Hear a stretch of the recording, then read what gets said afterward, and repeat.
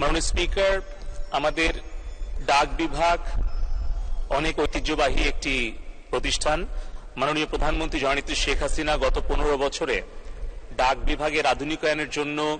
8,500 post অফিসকে ই post অফিসে রূপান্তরিত করেছেন এবং বাংলাদেশে 277টি পোস্ট অফিসকে আধুনিকায়ন করেছেন এবং নাটোর জেলার প্রধান ডাকঘর ইতিমধ্যেই অত্যাধুনিক একটি ভবন নির্মাণ করা হয়েছে এবং মাননীয় তথ্য যোগাযোগ প্রযুক্তি উপদেষ্টা মহোদয়ের নির্দেশনায় আমরা সারা বাংলাদেশে 500টি ডাকঘরকে আমরা স্মার্ট সার্ভিস পয়েন্টে রূপান্তরিত করব এবং মাননীয় সংসদ সদস্য জনাব শফিকুল ইসলাম শিমুল যে অনুরোধটি করেছেন, অবশ্যই আমরা মাননীয় প্রধানমন্ত্রীর কাছে তার এই অনুরোধের প্রেক্ষিতে প্রধান ডাকঘর নাটোর উদ্বোধনের জন্য আমরা অনুরোধ করব এবং সেখানে একটি অত্যাধুনিক ই কমার্স হাব, ব্যাংকিং সেবা সহ সেখানে